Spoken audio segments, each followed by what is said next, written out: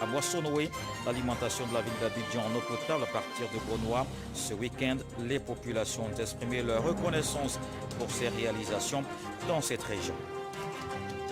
La lutte contre la Covid-19 s'intensifie à San Pedro. La direction régionale de la santé a impliqué les guides religieux de la cité portuaire. Depuis hier, l'opération de vaccination connaît un engouement. 1150 personnes vaccinées en 2 jours. Les autorités sanitaires appellent les populations à adhérer à cette campagne pour se protéger. Et puis les frappes israéliennes ont tué ce dimanche au moins 42 Palestiniens à Gaza. Une attaque à la voiture a blessé plusieurs policiers israéliens à Jérusalem-Est. Au total, 181 Palestiniens, dont 52 enfants, ont péri dans les raids de l'armée israélienne, selon un bilan palestinien. Le président de la République est en France pour le sommet sur le financement des économies africaines. En marge de la rencontre, Alassane Ouattara a accordé plusieurs audiences. Le chef de l'État s'est entretenu avec la directrice générale du Fonds monétaire international et le directeur général des opérations de la Banque mondiale. Enfin, le point avec Viviane Aïmé. À l'invitation du président français Emmanuel Macron, le président de la République Alassane Ouattara est depuis ce samedi 15 mai à Paris pour participer au sommet sur le financement des économies africaines, dont l'objectif est de mettre en place un soutien financier important destiné aux économies des pays africains, durement éprouvés du fait de la pandémie de la Covid-19. En prélude au sommet, le chef de l'État ivoirien a eu un entretien ce dimanche avec la directrice générale du FMI, Kristalina Georgieva. Le Fonds monétaire international est un grand financier des pays du continent africain. La directrice générale, Kristalina Georgieva, s'est réjouie de la bonne coopération du FMI avec le gouvernement ivoirien dans le cadre des différents programmes de financement de l'économie ivoirienne. Elle a fait savoir que le FMI est prêt à mettre à la disposition de l'économie ivoirienne une allocation spéciale d'un montant de 1 milliard de dollars US sous la forme de droits de tirage spéciaux. Le président de la République a eu un second entretien avec le directeur général des opérations de la Banque mondiale, Axel Van Trotsenburg. La Banque mondiale est aussi un grand financier des économies africaines et un grand financier de l'économie ivoirienne. Nous avons passé en revue la coopération entre la Banque mondiale et la Côte d'Ivoire. Les choses se passent bien et nous sommes engagés à continuer ensemble et à donner encore plus de résultats aux populations qui vivent en Côte d'Ivoire. J'ai retiré l'engagement total de la Banque mondiale de faire le plus possible de s'engager financièrement. Nous avons dernièrement augmenté fortement notre financement vers le continent d'Afrique, qui était l'année dernière 24 milliards de dollars. Et nous voulons continuer avec cet engagement et peut-être même plus. La Banque a exprimé sa solidarité avec la Côte d'Ivoire aussi pendant un temps extrêmement difficile à cause de la pandémie Covid et que nous avons appuyé déjà financièrement la Côte d'Ivoire pour l'achat de vaccins, mais je réitérais clairement que nous sommes prêts de faire plus s'il y a un besoin additionnel. Le sommet sur le financement des économies africaines se tient le 18 mai à Paris, un sommet qui suscite de grands espoirs pour le continent africain. Et on reste en économie. Le nouveau président de la Banque d'investissement et de développement de la CEDEAO était à Abidjan. C'est sa première visite en Côte d'Ivoire depuis sa nomination en février 2021. Georges Donko a échangé récemment avec la ministre du Plan et Développement, Nialé Kaba. Ils ont évoqué les perspectives d'investissement de la banque dans le pays. Cheikh Koné. Pour sa première visite de travail en terre ivoirienne en sa qualité de président de la Banque d'investissement et de développement de la CEDEAO BIDC, le Ghanéen Georges Dankor n'a pas tari d'éloges sur la bonne santé économique de la Côte d'Ivoire, surtout le respect de ses engagements internationaux malgré le contexte de la Covid-19. Pour preuve, l'État ivoirien, selon le président de l'institution sous-régionale, a apuré toute la totalité des arriérés issus de la souscription à l'augmentation du capital de la BIDC. Et depuis donc ma nomination, je n'ai pas pu me rendre à Abidjan pour exprimer ma gratitude au gouvernement de Côte d'Ivoire. Et je le fais aujourd'hui parce que la Côte d'Ivoire est un pays important pour la banque. À ce jour, les engagements cumulés de la BIDC en Côte d'Ivoire s'élèvent à environ 300 milliards de francs CFA et concernent à la fois les projets publics et privés, les prises de participation et les différentes garanties accordées pour certains projets. Une coopération saluée par le gouvernement ivoirien qui entend la solliciter à nouveau dans la mise en œuvre du prochain PND. Le président l'a dit, ils interviennent dans beaucoup de secteurs, publics et privés, et je me réjouis qu'à l'issue de nos séances de travail, le président ait montré beaucoup d'intérêt pour 3 piliers du nouveau PND, au titre desquels je voudrais noter le pilier relatif au développement du secteur privé. Le président de la BIDC a souligné l'intérêt pour la banque d'accompagner l'État ivoirien pour le financement du PND 2021-2025.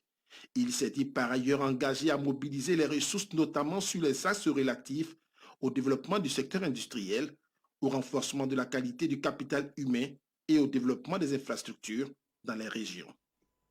Elle œuvre dans le social. Son engagement pour la cause des enfants, des femmes et des personnes démunies est connu de tous. La première dame de Côte d'Ivoire continue de marquer les esprits pour son sens de l'humanisme.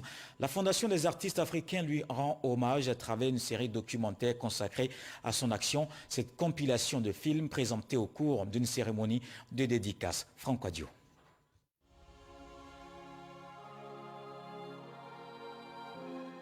Les actions sociales et humanitaires de la première dame de Côte d'Ivoire passées en revue. La série documentaire Dominique Ouattara, Un cœur en action se décline en 4 films présentés récemment à l'épouse du chef de l'État par Edmond William, le producteur, président de la Fondation des artistes africains et son équipe. Le succès et la qualité de ces 4 productions audiovisuelles écrites et réalisées avec l'appui technique du journaliste Serge Akolia Super Ebony 2019 ouvrent les perspectives d'un documentaire témoignage inédit.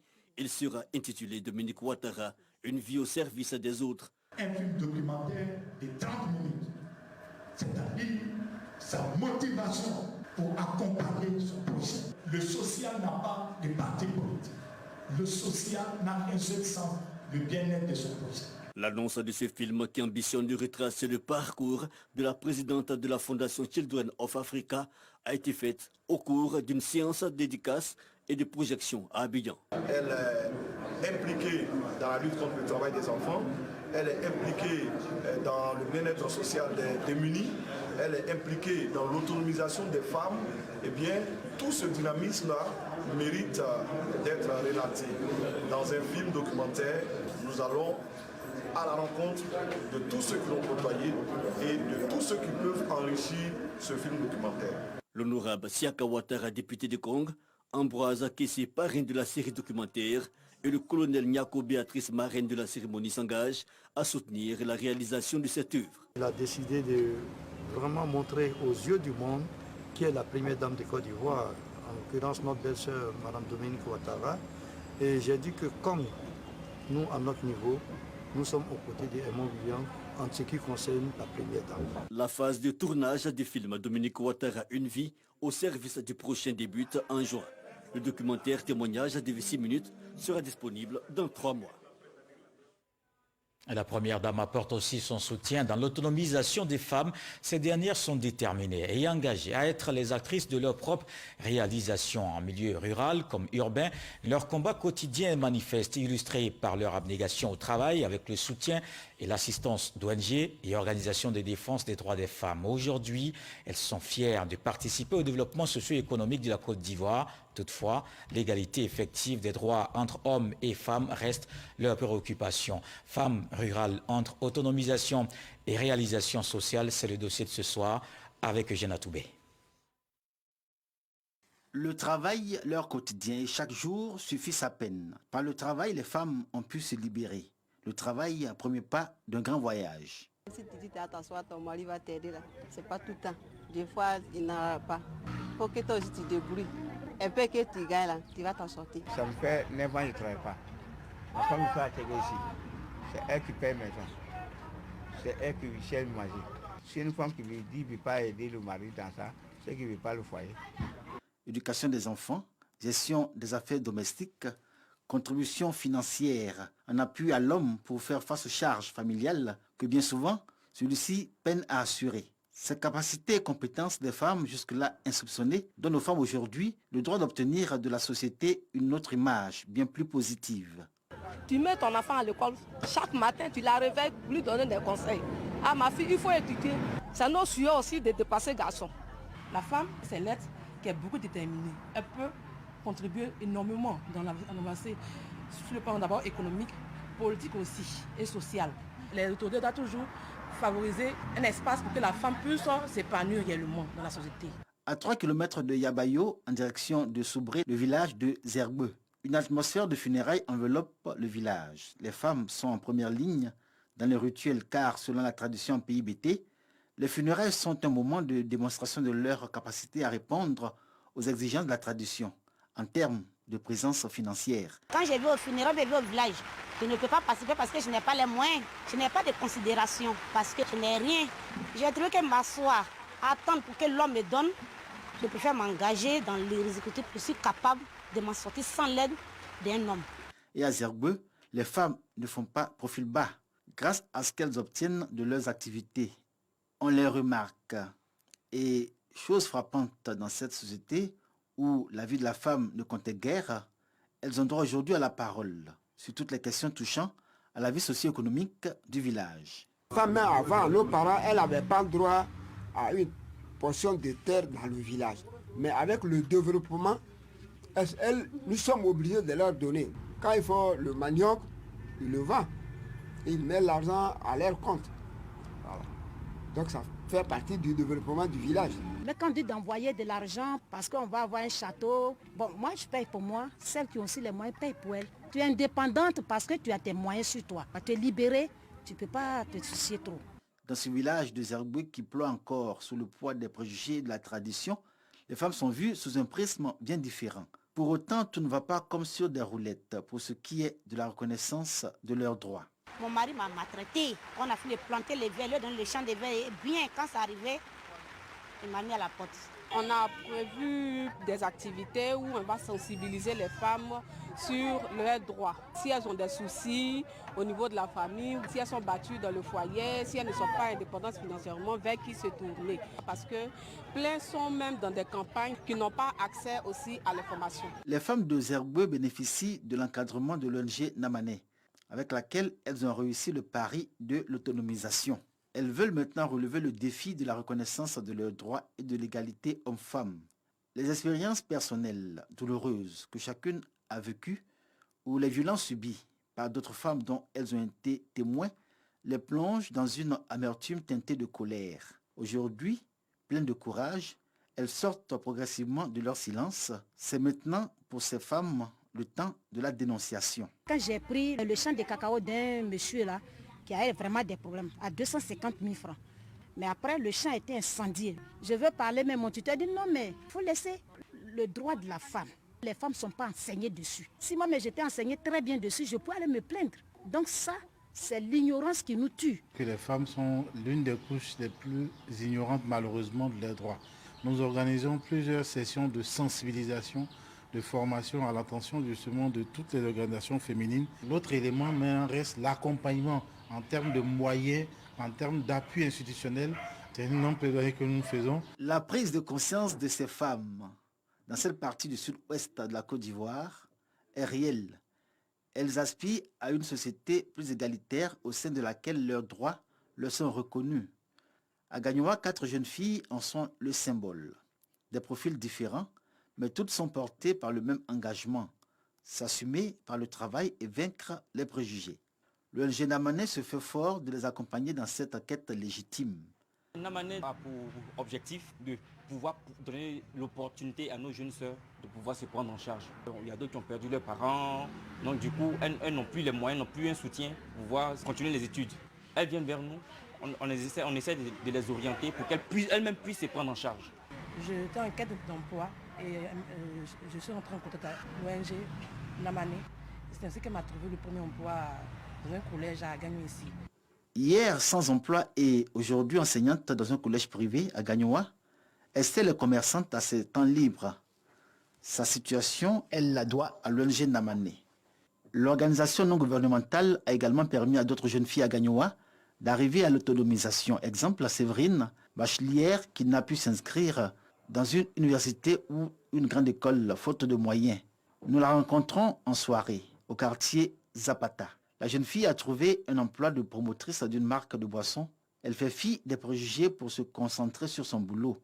L'essentiel, dit-elle, c'est de ne pas dépendre d'un homme ou de son copain pour assurer son quotidien. Le temps de reprendre ses études. Son objectif, soutenir sa famille et être actrice à participer au développement de son pays. J'incite mes soeurs à participer au développement du pays parce que le pays nous appartient, donc on ne peut pas rester là s'asseoir et ne rien faire. Le pari est presque gagné. Elles ont des enfants, donc elles arrivent maintenant à se prendre en charge. C'est bien vu par certaines personnes. Par contre, d'autres aussi nous disent qu'on perd notre temps, que ces jeunes filles-là, elles ne vont pas terminer ce qu'elles ont commencé. Mais nous, on y croit et on pense qu'on va aller jusqu'au bout. Aujourd'hui, les jeunes filles, futures générations de femmes, suivent l'exemple de leurs devancières, en même temps qu'elles engagent le combat avec pour objectif la reconnaissance des droits des femmes, l'émergence d'une société sans discrimination où la femme est l'égale de l'homme. Femmes en milieu rural entre autonomisation et réalisation sociale, c'était un sujet de Eugène Atoubé. Je vous emmène dans le sud Comoé. Les populations d'Ayamé et Maféré ont célébré le développement tout le week-end. Parmi les nombreux acquis réalisés dans la région, on peut citer entre autres l'élargissement de la voie à Boissonnoé, l'alimentation de la ville d'Abidjan en eau potable à partir de Bonois et l'autoroute Abidjan-Bassam. Une célébration en présence du président du conseil régional, Eugène Akaouele. Le reportage de Sidonie Davila. Le Sud Comoé, une région en pleine renaissance. Elle bénéficie grâce au président Alassane Ouattara de nombreuses infrastructures et d'actions de développement. La région se veut reconnaissante.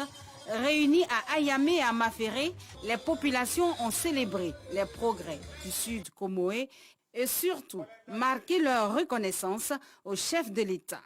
Merci Président pour avoir traduit en acte votre vision, celle de doter la Côte d'Ivoire, notre pays, d'infrastructures de qualité, de réconcilier les Ivoiriens, de restaurer la sécurité et la paix. La Côte d'Ivoire d'Alassane Ouattara, c'est le changement qualitatif à tout point de vue. Situant le contexte de la rencontre du jour, le président du conseil régional du Sud Comoé, Eugène Akaouele, se réjouit particulièrement des changements qualitatifs opérés ces dernières années. Nous devons tous exprimer notre gratitude à son Excellence M. Alassane Ouattara, président de la République, pour tous ses bienfaits pour le Sud Comoé depuis quelques 5 ans. Si nous voulons élargir un peu depuis 10 ans, il suffit de prendre la route de Bassam jusqu'ici pour s'en rendre compte. Le CHR, 30 milliards de francs CFA. Le président Alassane Ouattara reconnaît le mérite non seulement des hommes, mais le mérite des régions. Avec les populations du Sud Comoé, le maire de San Pedro, Félix Anoblé, et le parrain de cette cérémonie, Ibrahim Magassa, ont salué le renouveau de la région. Un message appuyé par le ministre d'État Kobena Kwasi Adjoumani, patron de la cérémonie. Nous devons être fiers de suivre le président Alassane Ouattara parce que c'est un modèle. Je crois que depuis l'élection de son Excellence M. Alassane Ouattara dans le cadre de ce mandat, c'est la première fois qu'un peuple se lève pour lui traduire toute sa reconnaissance. Ce n'est pas parce que les autres n'y ont pas pensé, mais c'est parce que vous qui êtes les précurseurs en la matière, vous êtes des hommes qui savent reconnaître le bienfait. C'est pour cela, moi-même, en retour des actes que vous posez aujourd'hui pour rendre hommage au président de la République, je voudrais en son nom vous dire merci. Parlant de développement de leur région, lors de ce rassemblement, les cadres ont également insisté sur le message de la cohésion sociale et de l'union des fils et filles de la région, des facteurs importants pour le développement. On se rend dans une autre région, le Hambol.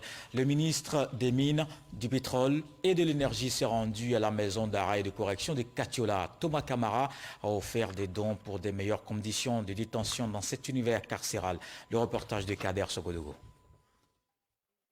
Des vivres composés de riz et d'huile, des non-vivres, matelas et nattes, entre autres. Thomas Camara, ministre des Mines, du Pétrole et de l'Énergie, premier magistrat de la commune de Katiola, arrive les bras chargés à la maison d'arrêt et de correction de sa localité.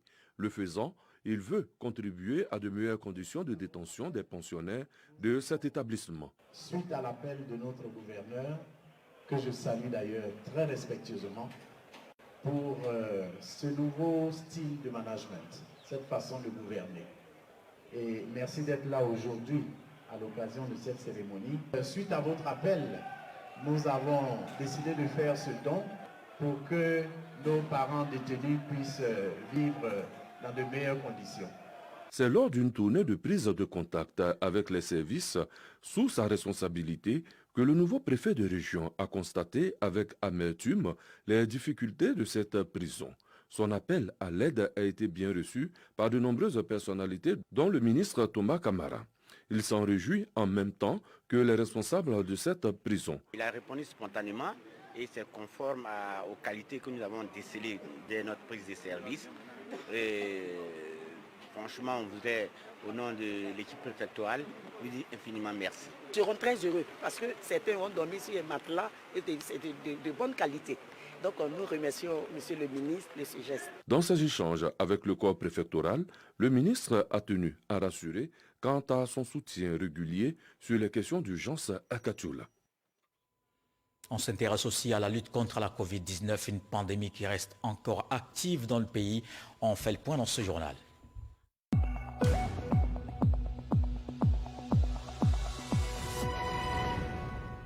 Le ministère de la Santé, de l'Hygiène publique et de la couverture maladie universelle a enregistré ce dimanche 37 nouveaux cas de Covid-19 sur 1670 échantillons prélevés, soit 2,2% de cas positifs, 48 guéris et un décès. La Côte d'Ivoire compte donc 46 656 cas confirmés, dont 46 079 personnes guéries, 298 décès et 279 cas actifs.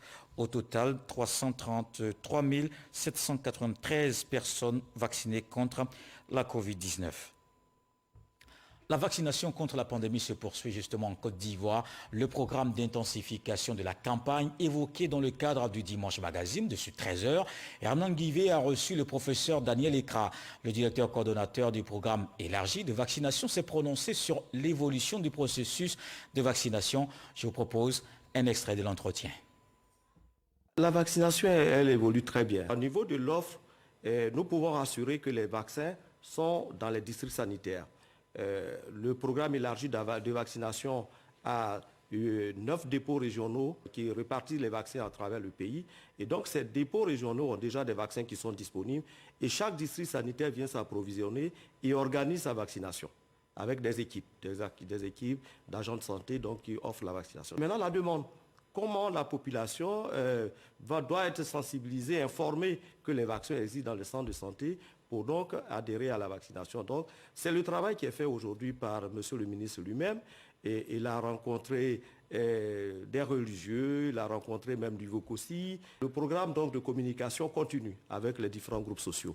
Et ces collaborateurs que nous sommes aussi, à travers des fois sur les réseaux sociaux, à travers des rencontres avec des groupes sociaux aussi, nous continuons de sensibiliser pour dire que l'offre de vaccination est là et que les populations peuvent donc venir se faire vacciner. Je voudrais rassurer la population ivoirienne pour dire que ce sont des vaccins qui ont été développés selon des méthodes qui sont déjà bien connues.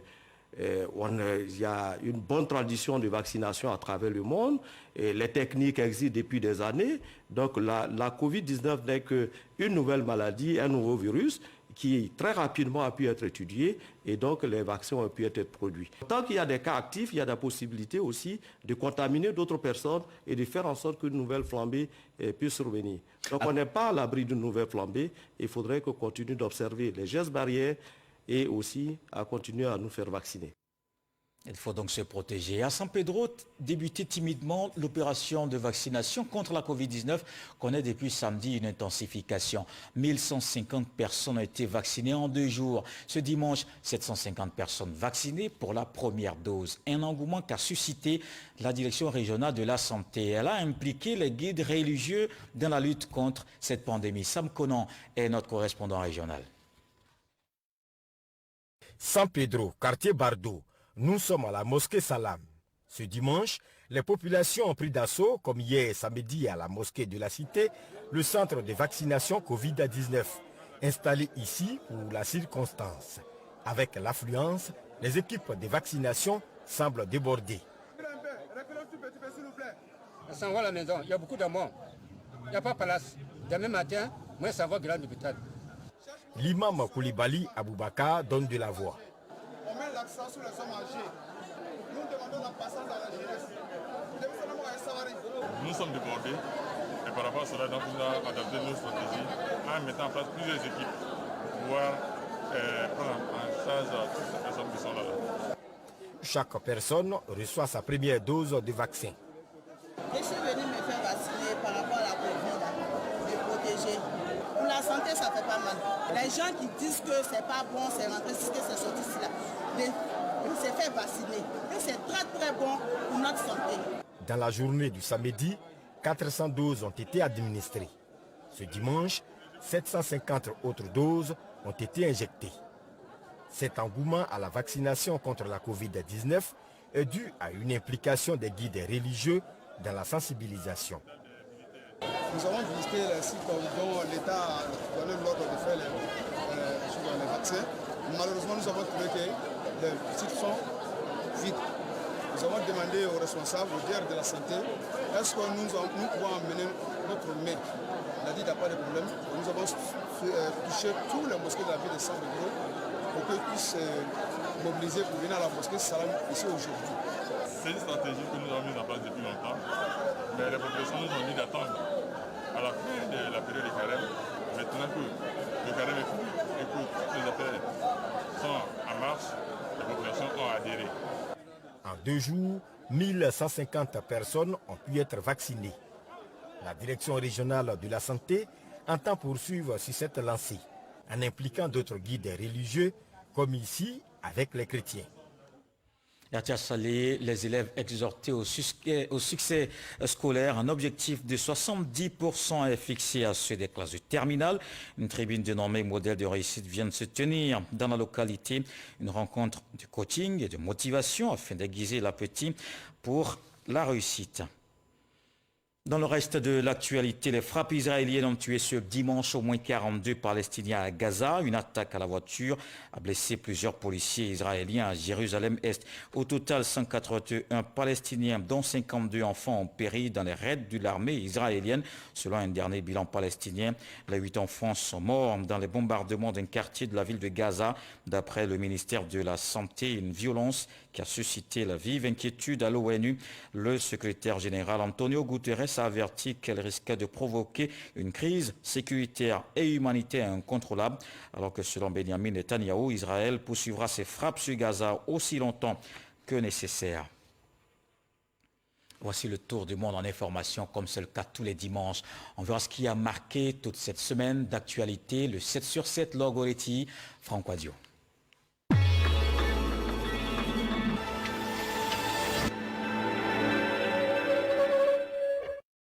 Les talibans ont annoncé lundi un cessez-le-feu de 3 jours pour l'Aïd el-Fitr, la fête musulmane qui marque la fin du Ramadan. Le pays connaît une flambée de violence depuis le 1er mai. Quelques heures avant l'annonce, au moins 11 personnes ont été tuées dans l'explosion d'une bombe au passage d'un bus dans la province de Zaboul, selon le ministère de l'Intérieur.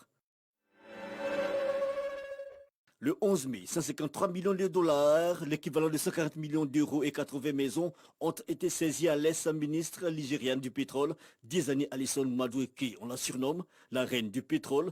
Elle a occupé le poste de la gestion des ressources pétrolières pendant 5 ans et est soupçonnée d'avoir détourné des sommes d'argent colossales. L'ex-ministre en fuite au Royaume-Uni échappe ainsi à un procès organisé sur le territoire national pour répondre de ces accusations.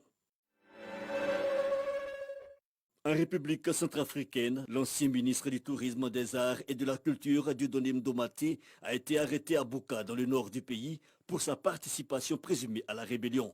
Il a été conduit dans la capitale Bangui. Dieudonné Ndomaté, issu du mouvement anti-Balaka, est entré au gouvernement à la faveur des accords de Khartoum entre le pouvoir et les principaux groupes armés en février 2019. Dieudonné Ndomaté sera interrogé sur ces faits, selon le procureur général près la cour d'appel de Bangui, Éric Didier Tambo. Aux États-Unis, les personnes entièrement vaccinées contre la Covid-19 n'ont plus besoin de porter de masque et de respecter les règles de distanciation de façon stricte à l'extérieur et à l'intérieur dans la plupart des endroits, selon les centres américains pour le contrôle et la prévention des maladies CDC. Avec ces consignes, le CDC espère encourager les Américains à se faire vacciner. Les autorités japonaises viennent d'étendre l'état d'urgence sur une partie du pays compte tenu de la grimpée de l'épidémie de Covid-19 dans le pays.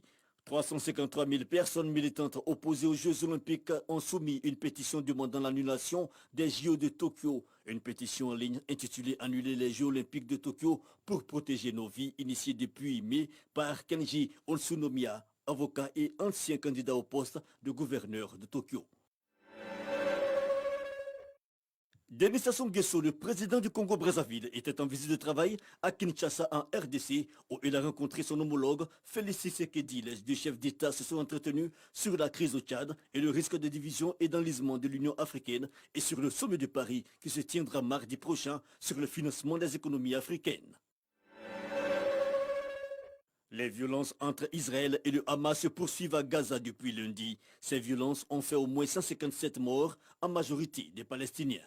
Le Conseil de sécurité de l'ONU se réunit dimanche pour évoquer la question.